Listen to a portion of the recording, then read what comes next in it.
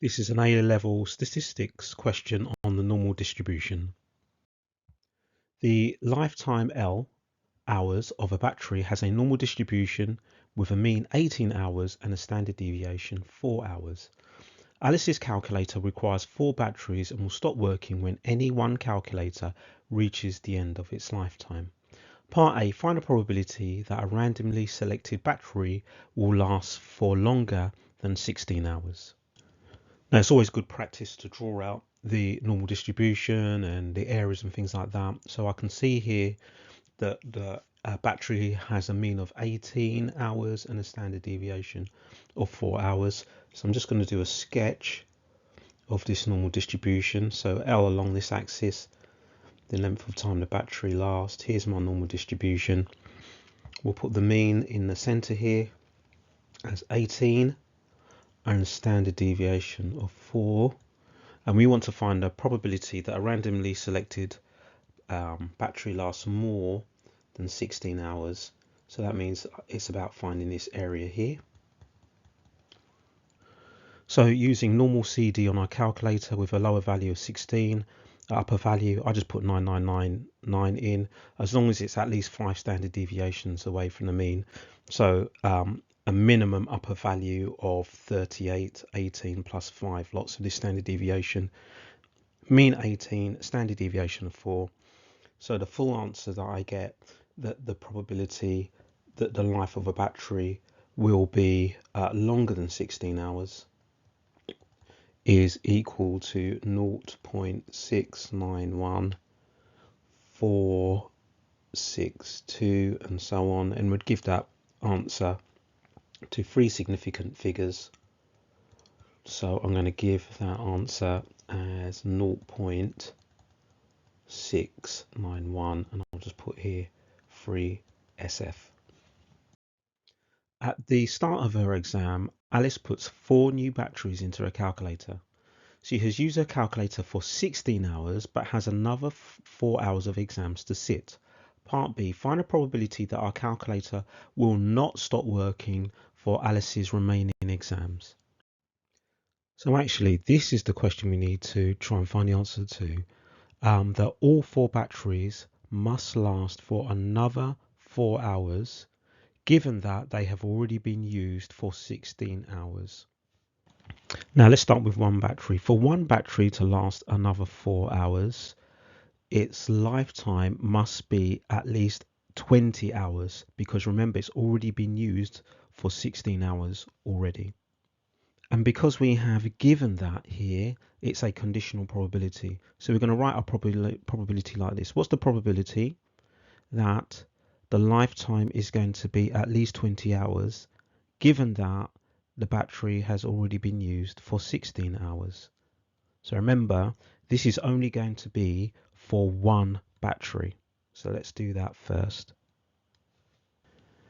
Now I'm going to try and explain how we work this out with normal distribution. So this is a conditional probability. This is the rule for conditional probability. So if I interpret this in terms of the question, here at the top I've got the probability of A and B. In other words, what's the probability that it's greater than 20 and greater than 16?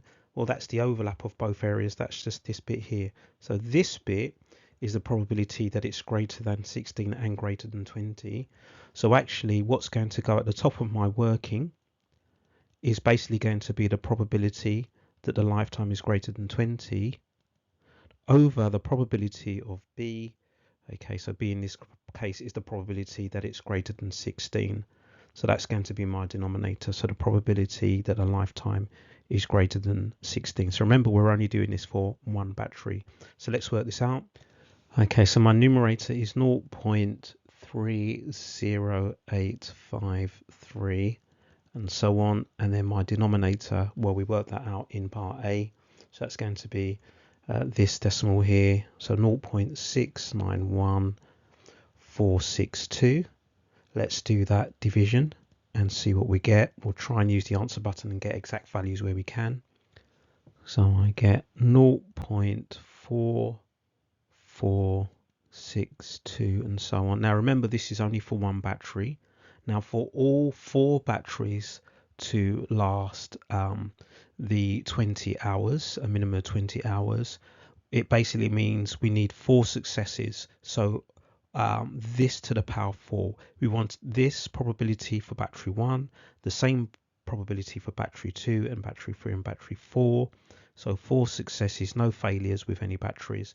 So we're going to take this decimal here, this probability, and we're going to do this to the power 4, see what we get. And from there I get 0.0396422 and so on. So I want to give this answer to 3 significant figures, so 0.0396, and that's 3 SF. Let's just highlight that. Alice only has 2 new batteries, so after the first 16 hours of her exams, although her calculator is still working, she randomly selects 2 of the batteries from her calculator and replaces these with 2 new batteries. Part C showed that the probability that our calculator will not stop working for the remainder of her exams is 0.199 to 3 significant figures. Now what we want in part C is for the 2 new batteries to last for at least 4 hours and the 2 old batteries to work for at least 4 hours, given that they have already been used for 16 hours.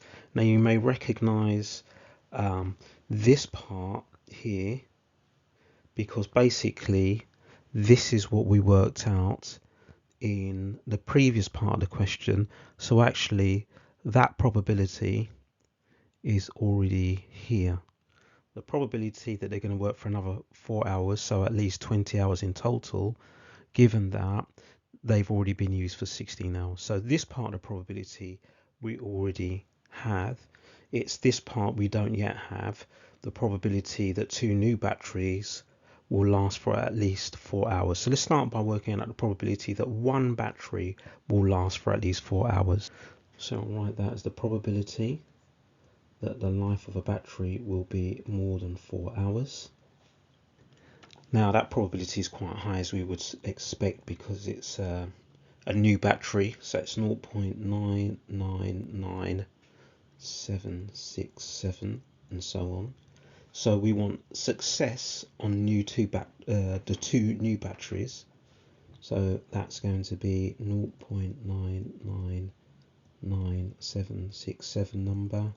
We want that squared, and we want the success on the other 2 batteries, the probability that we worked out in part B, 0.44621, and again we want to square that. So doing that calculation, we get 0.19901 and so on. It's asking for the answer to agree to this to 3 significant figures. So we can write down that the probability is equal to 0.199 to 3 significant figures as required. Okay, last part. After exams, Alice believed that the lifetime of her batteries was more than 18 hours. She took a random sample of 20 of these batteries and found that their mean lifetime was 19.2 hours. Part D, stating your hypothesis clearly and using a 5% level of significance, test Alice's belief. Okay, so she believed that the lifetime of the batteries was more than 8 hours. She took a sample of 20 of these batteries and the mean lifetime of those was 19.2 hours. And we're testing at a 5% level of significance. Whenever we need to state our hypothesis clearly, we always start with H0 and H1. We are testing the mean. So H0 is always going to be what the mean of the population is, not the mean of the sample. And the mean of the population is 18. That was given here and earlier on in the question. And H1, she believes that the mean is more than 18, so there's H1.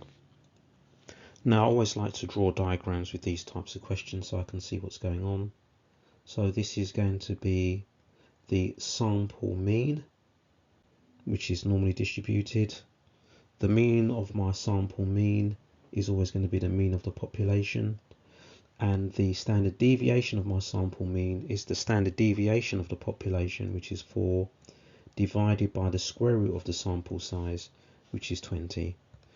Now I guess I could write down this model, and that would be that my sample mean is normally distributed with a mean of 18, the mean of the population, and a variance of 4 squared, that's the standard deviation squared, over n, the sample size. And you can see that this gets square rooted to give me the standard deviation.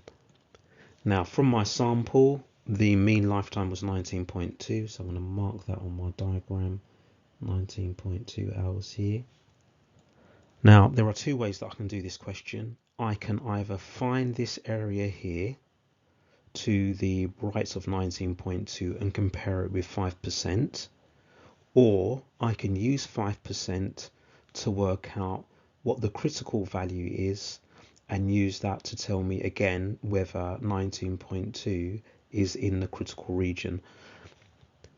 So I'm going to show you both ways. You pick the way that you want. So I'm going to start by doing the area way, which is by working out what is the probability that the mean lifetime is greater than 19.2. And that gives me a value of 0.08985 and so on. Now that means that this area here is bigger than 5%, which means actually it's not in the critical region because 5% would be a smaller area. So write that down. So 0.0898 is greater than 5%. So this will tell me that it's not in the critical region. And now we're going to do it the other way, which means that we work out the area up to 5% to get a critical value. So this is the critical value way. So this way we use inverse normal. We type in the area from the left, so 95%, and that will give me a critical value of 19.471. So that means that this value here is that 19.471. So again, I'll come to the same conclusion that since 19.2 is less than 19.471, it's not in the critical region. So we're going to come up with the same conclusion, and that is that we're going to accept H0,